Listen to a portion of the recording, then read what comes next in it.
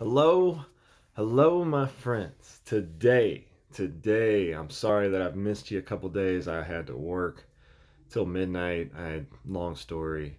Don't want to waste your time with that, but yeah. So I am hopefully gonna finish this commercial job tomorrow, and I will not have to work in the evenings anymore because I basically didn't finish the job in time, and now I'm having to work when they're not there.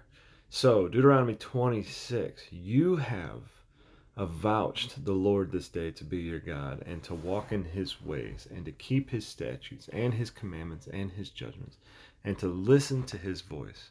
And the Lord has avouched you this day to be his peculiar people, as he has promised you, and that you should keep all his commandments, and to make you high above all nations which he has made, in praise and in name and in honor, and that you may be a holy people unto the Lord your God, as he has spoken.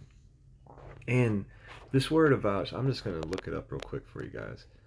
Oh, come on. Really? Never mind. No, I'm not. Avouched, to vow. It is to make yourself in covenant with. So when the people were getting ready to enter into the promised land, Moses is saying, look, you are making the Lord your God. You're committing to obeying him, to walk in all his ways, his commandments. You're going to obey him. Look, like, you don't really have a choice. God brought you out of Egypt. He brought you into this wilderness. He told you to take the promised land.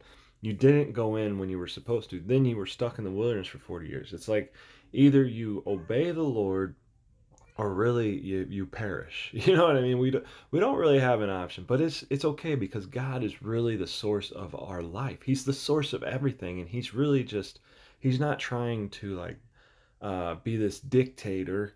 It's just the truth that God is our only hope. He is the only source of life.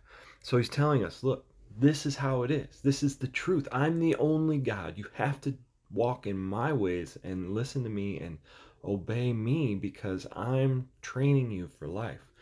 But in the same way, he's saying, but look at this.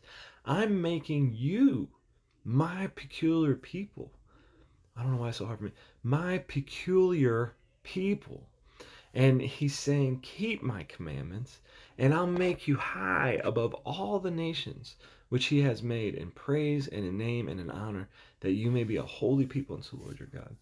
And what's interesting is like, I wonder, because it says, you shall rule the nations with a rod of iron. And in Revelation, and because Jesus is saying, sit with me in my throne, as I have sat with my Father in his throne. So he's calling us up to this place where we're with him in his kingdom, in fellowship with them. And it's such a high calling. But we're going to be like kings and priests and judges over the whole earth, and in the heavenly realms as well, which is beyond understanding. But we have to understand that, it's a difficult calling to be God's people, but the reward is to be known as his, and to even have himself imparted to us, that he is living out of us. We are being built up as his temple. And whatever else is going on, how other nations even get to exist apart from that is beyond understanding. But there are going to be people not part of this covenant that are being ruled by us.